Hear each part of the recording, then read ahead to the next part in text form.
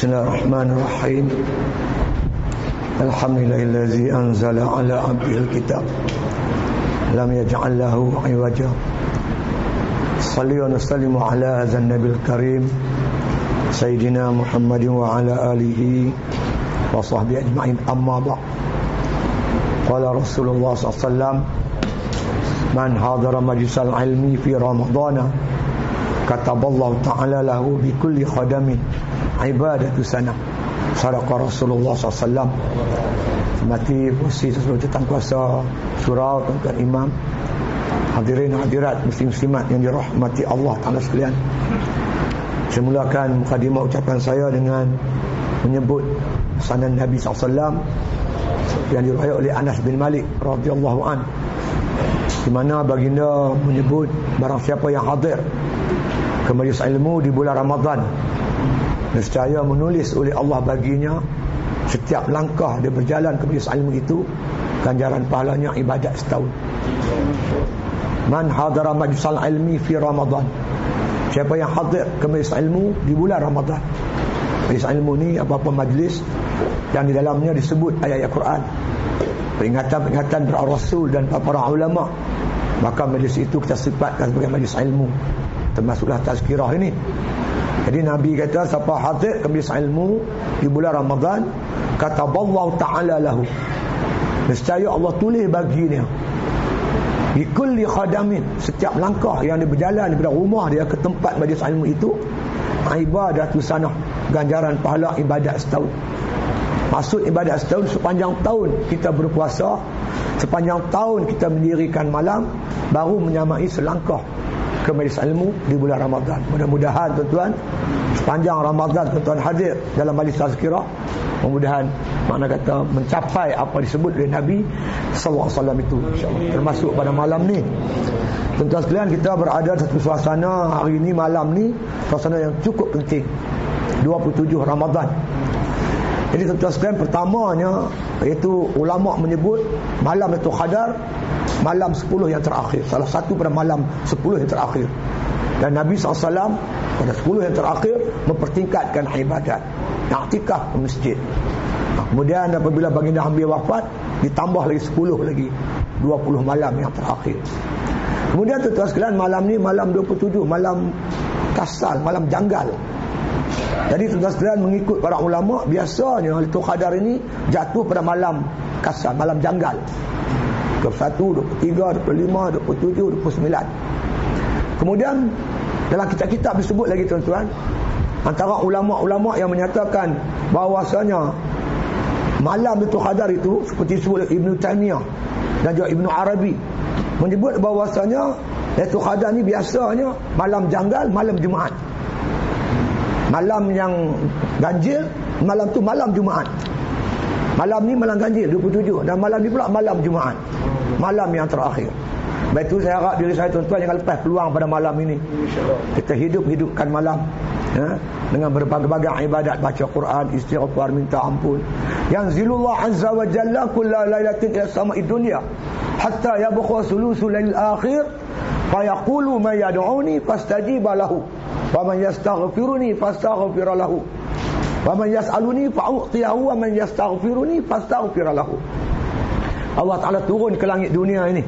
Maksud Allah turun, rahmat Allah mencurah-curah pada akhir malam, di mana ketika itu Allah berfirman, man yad'uni fastajiba lahu, siapa yang nak meminta, yang berdoa, berdoalah, nescaya aku makbulkan, mustajabkan doanya.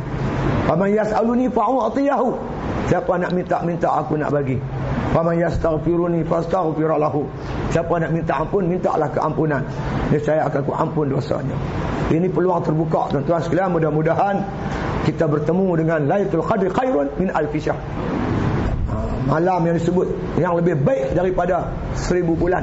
Inna anzalnahu fi lailatul qadr, sebenarnya kami turunkan Quran pada malam Qadar. Jadi kalau kita di Perak tu dipanggil malam 7 lekor. Saya pun tak tahu lekor main mana. Yang saya faham kau buat lekor lah. Ada malam 7 lekor lah, ada pasang panjut lah, pelita lah, ada seronok pula dah. Jadi malam tu malam yang lebih baik daripada 1000 bulan. Ibadat kita digandakan. Macam kita beribadat 1000 bulan, 83 tahun. Dia sibuk pasal lampu pula. Allah, dia kata roh-roh nak balik gelap, tak nampak jalan. Macam-macam benda khurafat lah tuan-tuan. Jadi kita yang faham ni, yang duk mengaji ni, pertingkatkan amal insya-Allah. Ada juga orang faham malam tu khadar ni tuan-tuan, malam pelik berlaku benda ajaib. Ketika saya pondok tuan-tuan, duduk di pondok pukul 4 pagi, bising. Yang pegang mic, perempuan malam dia tu khadar, bangun. Kita apa bangkit, ambil wudu, baca Al-Quran tak kena, sembahyang tak kena. Itu khadar. Lepas tu pergilah pondok, dah habis mengaji apa semua, kuliah subuh. Saya tanya, siapa jumpa itu khadar malam tadi yang bising-bising ni? Aku jumpa dia tak? Jumpa macam mana? Dia kata, sayur aku keras dia tak? Sayur dia keras.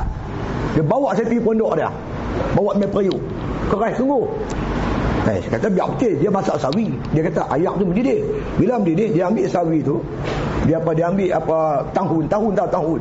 Dia tahu, dia tutup api, dia pergi sembahyang tarawih. Bangun sahur, sayur dia dah keras. Saya tengok plastik ni bukan tahun ni, dia agak-agak. Dia buah agak-agak. Tu dah keras. Ini pun satu haru juga tuan-tuan.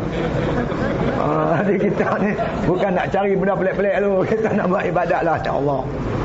Jadi tuan-tuan, kalau tuan-tuan tengok urutan ayat berkaitan dengan Ramadan, puasa ni, bermula daripada Al-Baqarah 183. Bermula dengan ayat wajib puasa, kutiba alaikumus-siyamu kama kutiba alal ladzina min qablikum. Itu ayat wajib puasa.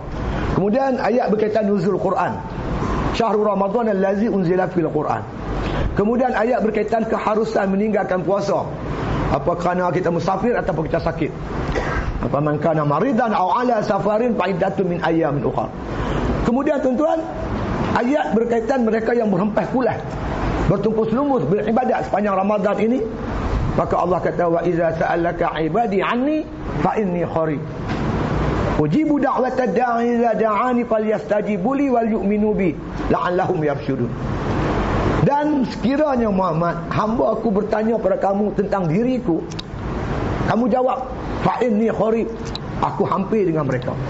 Ujibu da'watad da'i idza da'ani, dan aku perkenankan doa orang berdoa ketika mana yang dia berdoa. Falyastajibu li, maka hendaklah dia mematuhi segala titah perintahku. Wal yu'minu bi, dan hendaklah dia beriman kepadaku. La'allahum yarsyudun, mudah-mudahan dia berada di atas jalan yang lurus. Ini tuan-tuan, pesanan Allah kepada Nabi, kalau orang yang beribadat sepanjang Ramadan ni, tanya tentang Allah Subhanahu Wa Taala. Mudah-mudahan tuan-tuan, kita beribadat ni di sepanjang Ramadan ni tuan-tuan, lillahi ta'ala. Bukan kita ibadat kerana Ramadan, bukan ibadat kerana Lailatul Qadar. Kalau kita ibadat kerana Ramadan, Ramadan akan pergi. Kalau kita ibadat kerana Lailatul Qadar, Lailatul Qadar pun akan pergi. Tapi kalau kita ibadat lillahi ta'ala, Allah tak pergi mana-mana. Wa huwa ma'akum aina ma kuntum. Allah bersama-sama kamu di mana kamu berada. Inilah maksud fa inni qarib. Aku ni hampir dengan mereka yang beribadat itu. Kalau ibadat kerana Ramadan tuan-tuan, lepas Ramadan surau akan kembali sunyi. Kenapa tak pergi surau? Ramadan tak ada. Tunggu Ramadan tahun depan pula. Yang tu kadang-kadang tuan-tuan surau masjid suci, cuti mengaji sampai sebulan. Minta maaf ustaz, kuliah tak boleh mula lagi. Saya kata pasal apa? Raya tak habis lagi. Raya sebulan. Orang raya sehari ada entah sampai sebulan. Allah tuan-tuan, inilah ibadat kita Ramadan ni, ya Allah. Jadi saya nak kupas sikit tuan-tuan tentang fa'in ni qarib ni. Beribadat kerana Allah, nak mendekatkan diri kepada Allah. Tuan-tuan, ini berkaitan dengan masalah ihsan. Apabila Jibril AS tanya Nabi tentang ihsan, mal ihsan, apa itu ihsan? Nabi kata, anta abudallah ka'annaka tarahu fa in lam takun tarahu wa innahu yaraka. Kamu beribadat seolah kamu melihat Allah. Kalau kamu tak lihat Allah, Allah lihat kamu. Maka ulama-ulama hakikatlah, ilmu hakikat, ilmu tarikat, ilmu tasawuf ni sebut anta abudallah ka'annaka tarahu, itu dia sebut maqam musyahadah. Syuhud, pandang hati kepada Allah. Pandang kepada Allah tu tenggelam makhluk, tak nampak makhluk. Fana makhluk dalam baqa billah, dan ketika dia pandang hati kepada Allah. Macam mana tu Ustaz, pening kepala. Dia beginilah tuan-tuan. Kadang-kadang kita terlampau seronok tuan-tuan, kita lupa yang lain. Ada tak? Terlampau keluar keputusan perdesaan, dia skor sebelah A, semua A1. Terlampau seronok tuan-tuan, terlupa makan. Ada tak? Lupa makan tu fana. Tak ingat makan. Terangnya cahaya matahari, tenggelam cahaya bulan tu. Bukan cahaya bulan tak ada, tapi tenggelam, tak nampak, fana. Dia pandang kepada cahaya matahari, terang cahaya matahari, tenggelam cahaya bulan. Kawan saya tuan-tuan, dia lompat parit Musim Melaya lepas. Tuan-tuan pergi kat Musim Melaya dekat pintu kan, pintu tu ada parit kat sebelah Masjid Ar-Rahman tu. Besar parit dia. Sahabat saya di Padang Gemuk, dia demonstrasi depan UM. Pasal tu Israel kan main kriket tu ni. Lepas tu polis nak tangkap dia, dia lompat lepas parit tu. Dia pun heran macam mana boleh lepas. Takut kat polis, lompat parit lepas. Yang tak lepas boleh lepas. Itu makna fana. Jadi tuan-tuan, fana ni makam tinggi lah. Ini anugerah daripada Allah Ta'ala.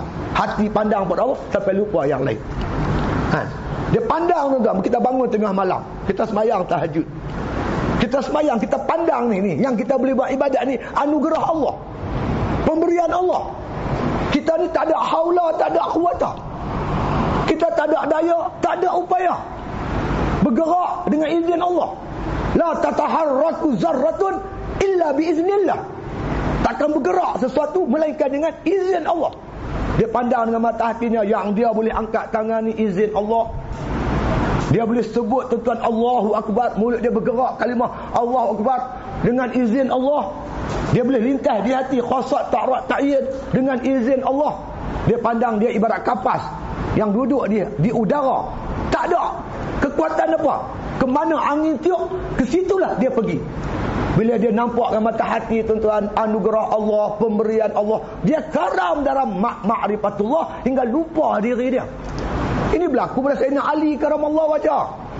Dia kena panah tuan-tuan, dia kena panah kat belikat ni. Kemudian nak tarik sakit. Sahabat kata tunggu Ali semayang. Bila dia ambil wudu, Allahu Akbar, dia tenggelam. Bakar dia dengan Allah Ta'ala, orang tarik panah, dia tak rasa apa, tak bergerak badan pun. Kita tarik tengok. Ini makna kata panah dan bakar makam yang cukup tinggi. Anta'budallah ka'annaka tarahu. Kamu beribadat kalau kamu melihat Allah. Nak melihat Allah ni tuan-tuan merupakan nur. Disebut oleh ulama nurul waridat. Nur yang Allah tuang ke dalam hati. Setelah hati itu layak menerima nur, setelah menjalani tuan-tuan proses takalli dan tahalli. Makna takalli tuan-tuan, menyucikan hati daripada segala noda dan dosa dengan bertaubat. Kemudian diikuti dengan tahalli, bersungguh-sungguh mengerjakan ibadat yang fardu, bahkan lebih kepada yang sunat, banyak lagi yang sunat. Hingga Allah Ta'ala berfirman hadis kursi, la yazalu yataqarrabu ilayya bin nawafili hatta uhibbahu. Sentiasalah hamba aku yang nak menuntut hampir kepada aku, mereka dapat hampir kepada aku dengan memperbanyakkan amalan-amalan sunat. Hatta uhibbahu, sehingga aku kasih kepada dia.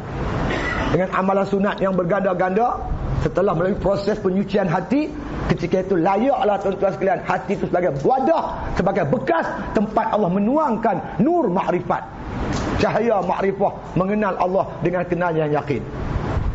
Kita siapa Tuhan tak bagi, hati kita kotor, penuh dengan daki-daki dunia. Kita banyak buat maksiat, mata kita tengok aurat perempuan, telinga kita dengar muzik, kaki kita berjalan tempat maksiat, maka menyebabkan hati kita kotor.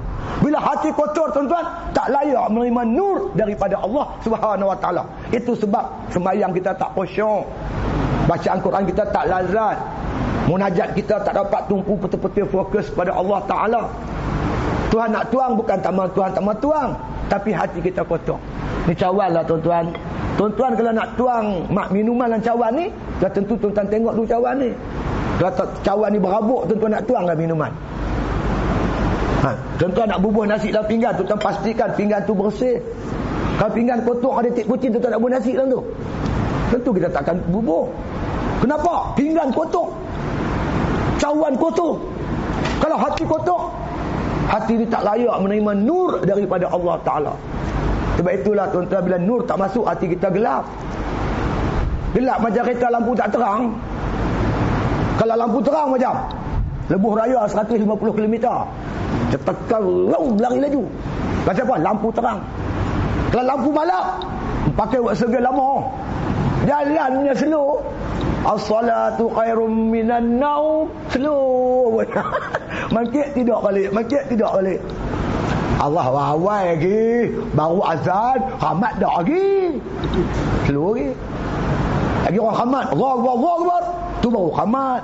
Pagi ni pagi Jumaat. Imam baca surah Jadah, panjang. Slow. Pasal lampu hati tak terang. Baiklah tuan-tuan, ulama sufi memberi penekanan dalam penyucian jiwa, tazkiyatun nafs, membersihkan hati. Semua ni tuan-tuan terkandung dalam kitab-kitab tasawuf. Jadi tuan-tuan sekalian, orang yang buat ibadat betul-betul nak cari redha Allah. Bila bertanya kepada kamu Muhammad tentang diriku, kamu jawab fa inni qarib. Aku hampir dekat dengan mereka. Fa illam yarahu fa innahu yaraka. An ta'budallaha ka'annaka tarahu fa illam yarahu fa innahu yaraka. Kalau kamu tak melihat Allah, kamu tak dapat musyahadah pada Allah, Allah melihat kamu. Ini dinamakan muraqabah. Satu perasaan dalam hati kita yang kita duk rasa Allah duk tengok kita. Allah bersifat basar, makna dia melihat seluruh tindak tanduk kita. Allah bersifat dengan sama', dia mendengar segala percakapan kita. Allah bersifat dengan ilmu, makna ilmu inkishaf, terang, jelas dan nyata apa yang terlintas di hati kita, semua diketahui oleh Allah. Bila ada perasaan muraqabah ni tuan-tuan, menyebabkan kita rasa macam kita ni satu orang yang sentiasa dikawal ketat oleh Allah, sehingga kita tak berani nak buat benda pelik-pelik lah tuan-tuan. Bagaimana seorang wanita yang telah berzina datang serah diri kepada Rasulullah kerana dia rasa dia tertekan. Allah duk tengok dia, perhati dia, mengetahui tindak tanduk dia. Dia datang bertaubat kepada Rasulullah sallallahu alaihi wasallam. Jadi oleh itu tuan-tuan, kita ni tak lain tak bukan perjalanan jauh lagi perjalanan kita. Kita akan kembali ke alam barzakh. Kita akan pergi ke alam baqa. Kita akan jumpa tuan-tuan padang mahsyar. Kita akan jumpa siratal mustaqim, jumpa macam timbang dosa pahala, macam-macam kita akan jumpa tuan-tuan. Maka dunia ini sebagai tempat kita mencari bekal. Jangan kita lalai. Kita lalai daripada mencari bekal. Tuan-tuan, kita semua ni balik besok menyesal tuan-tuan. Semua pakat menyesal. Nabi bagi tahu malam Lailatul Qadar, ulama bagi tahu ada Lailatul Qadar. Kita buat doa ya. Buat tak tahu je. Mati menyesal tuan. Macam cerita Zulkarnain ni tuan-tuan, dia bawa bala tentera dia. Dia bawa bala tentera di negeri Mesir. Kemudian tuan-tuan dia jumpa satu terowong. Dia terpaksa masuk terowong tu untuk tembus pergi belah sana. Sebelum masuk terowong, orang kampung tu bagi tahu, dalam terowong ni orang cerita ada emas. Banyak berita dah sampai ada emas. Mereka masuk terowong. Tuan-tuan, terowong ni panjang. Lebih panjang banyak jelapang je terowong. Sampai tengah-tengah betul-betul gelap pekat tu. Mereka terpijak, ada yang tersepak ketul-ketul batu. Ada setengah sebagian mereka kata ini ikut emas kot, yang disebut oleh orang kampung. Ambil 4-5 biji bola poket. Yang setengah tu tak percaya emas, biji pun dia tak ambil. Yang setengah tu dia percaya sungguh tuan-tuan. Dia buka baju dia ambil bola baju, dia ikat, dia tangguh. Sampai ujung terowong dah cerah, tengok emas sungguh tuan-tuan. Allah pakat menyesal. Yang paling menyesal yang tak ambil langsung.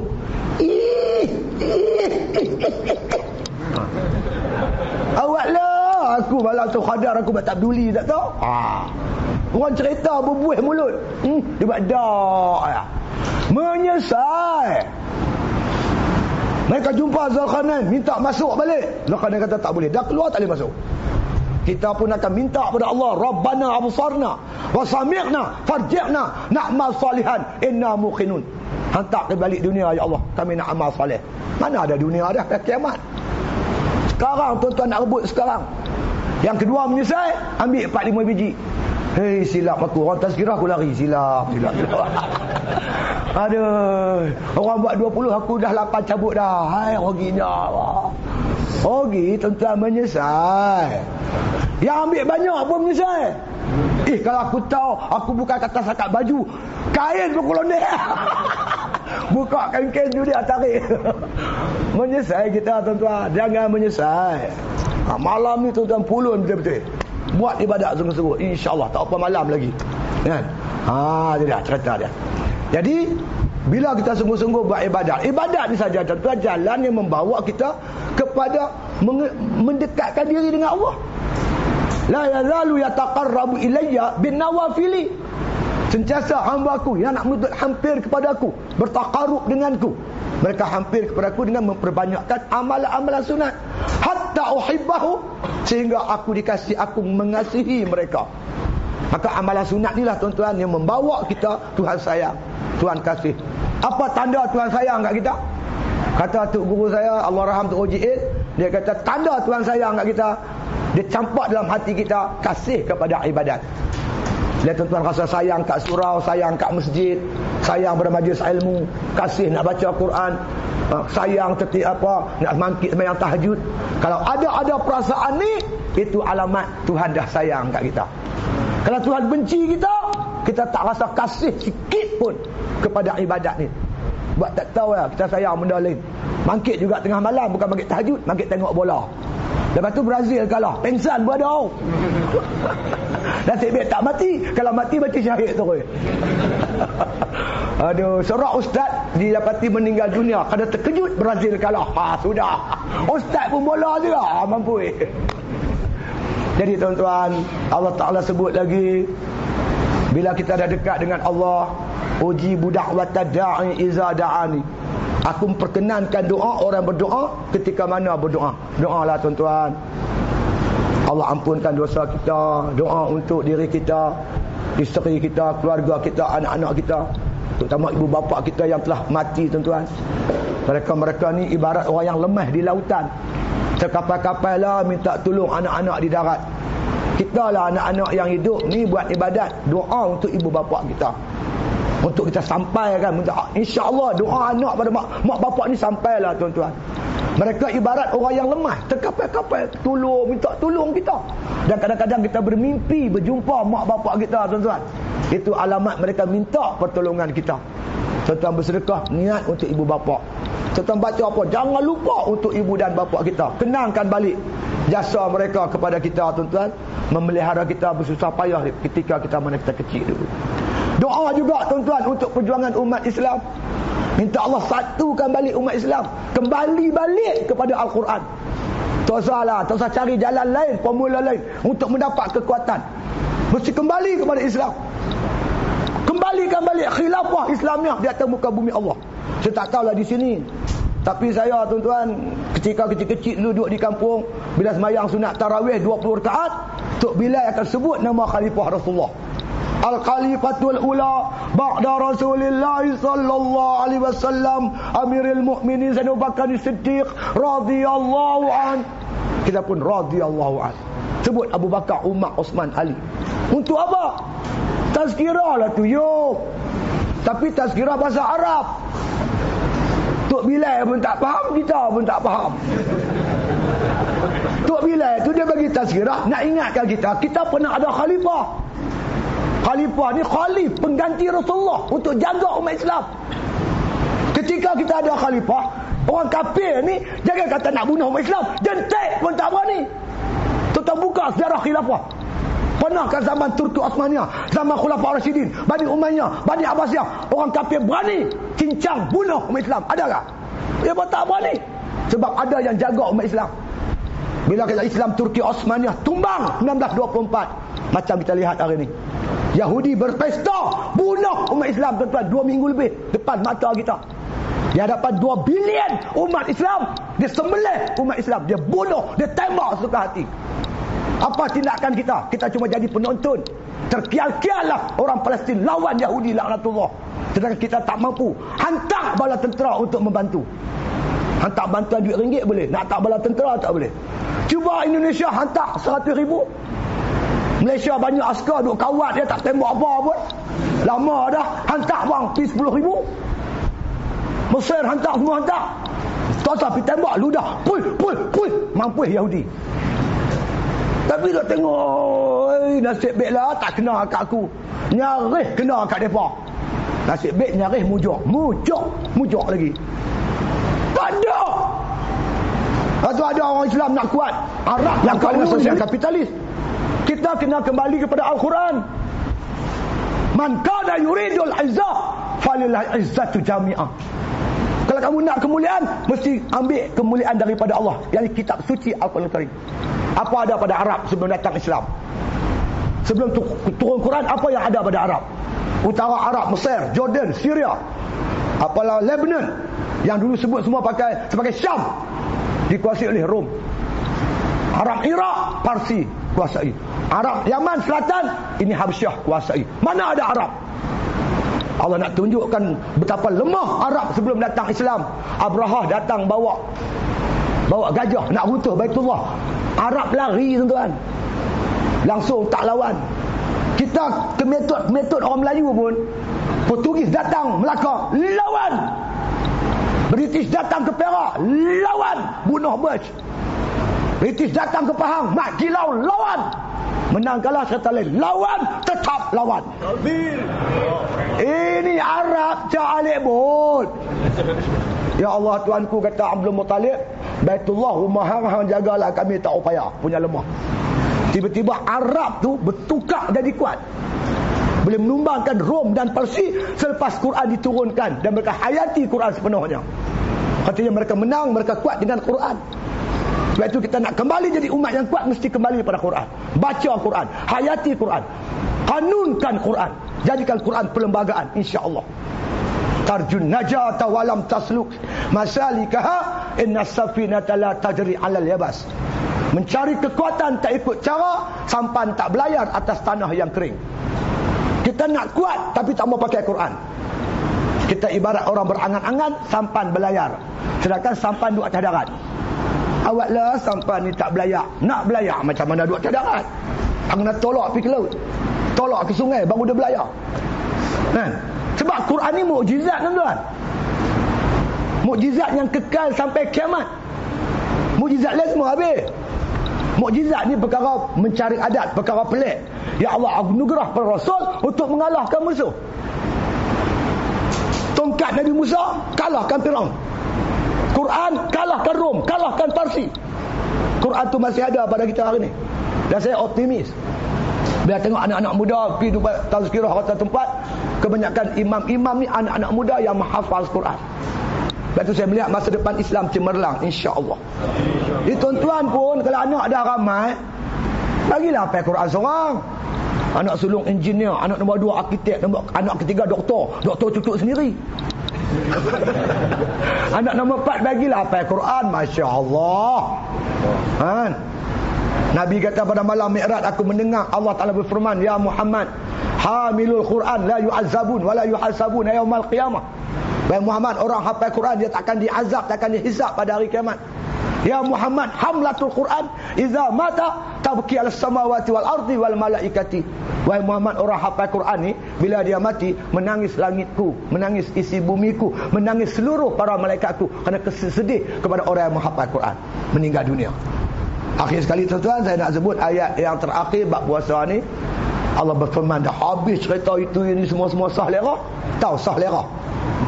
Bahasa utara lah sah lera. Benda dah habis semua lah sah lera. Allah sebut apa? Wala ta'kulu amwalakum bainakum bil batili wa tudlu biha ilal hukami li ta'kulu fariqa minal amwalin nasi bil ismi wa antum ta'lamun. Jangan kamu makan sebagian harta kamu dengan sebagian harta yang lain dengan jalan yang batil. Wala ta'kulu amwalakum bainakum bil batil. Dah kamu makan sebulan Ramadan ni, aku didik kamu makan. Yang halal pun aku tak bagi makan, kamu tak makan di siang hari. Lepas puasa jangan makan yang haram. Wala ta'kulu amwalakum bainakum bil batil. Jangan makan harta sebagian kamu, bagian yang lain dengan jalan tak betul, jalan batil. Apa jalan batil? Tipu, kecoh, ambil tanah orang, ambil harta benda orang, jalan tak betul. Wa tudlu biha ilal hukam. Dah ambil harta benda orang, kamu heret ke ni, pergi kepada hakim, pergi mahkamah. Mentang-mentang hakim tu takut kat kamu. Hakim takut kat orang, bukan orang tu kat hakim. Bila hakim hakim pun hakim pun takut kat orang. Kabel dia tebal. Atau dalam konteks lain tuan-tuan, mempergunakan mahkamah, mempergunakan undang-undang, menggunakan parlimen, dia buat dengan negeri untuk menghalalkan rompakan dahsyat kamu itu. Buat undang-undang yang membolehkan kamu ambil harta benda orang. Jangan, kata Allah. Patut dulu biha ilal hukam litakulu fariqam min amwalin nasi bil ismi. Undang-undang yang kamu buat tu untuk membolehkan kamu makan harta benda orang dengan jalan tak betul. Wa antum ta'lamun, sedangkan kamu tak tahu. Kamu tahu. Kita tahu yang kita buat tu tak betul. Jangan, kata Allah. Jangan makan secara haram dengan apa cara sekalipun. Maksudnya begitu. Jadi Allah suruh kita berhati-hati bab makan. Kenapa, tuan-tuan? Kerana makanan ini ibarat benih bagi pokok. Apa benih kita tanam, pokok tu lah tumbuh. Takkanlah kita tanam rambutan nak tumbuh durian. Rambutan lah. Kita makan yang halal, insya-Allah mudah buat ibadat. Dan kulu minat tayyibat wa'malu salihah. Makan yang baik-baik, kamu boleh buat amal soleh. Makan yang haram, maka tindak tanduk kamu pun buat kerja yang haram. Sebab itu bertanggungjawablah tuan-tuan kita untuk diri kita cari rezeki yang halal. Bukan setakat makan halal, jangan makan banyak-banyak. Kulu washrabu wala tusrifu. Makanlah, minumlah, jangan berlebih-lebih. Innallaha la yuhibbul musrifin. Allah tak suka pada lebih-lebih. Ustaz, halal dulu apa ambil lah banyak pun. Tak boleh. Ni cawan. Buat air panas, bus sebut teh. Berapa gula kita perlu? 1 ke 2 sudu? Lebih kurang lah. Dulu apa? Gula halal. Boleh 1 senduk pun. 1 senduk nak mampu. Manis kecil manis mampu. Makan minum berpatutan, secukup rasa. Buh garam pun secukup rasa. Berbuka puasa, kata Imam Ghazali, seperti makan petang. Macam mana makan petang?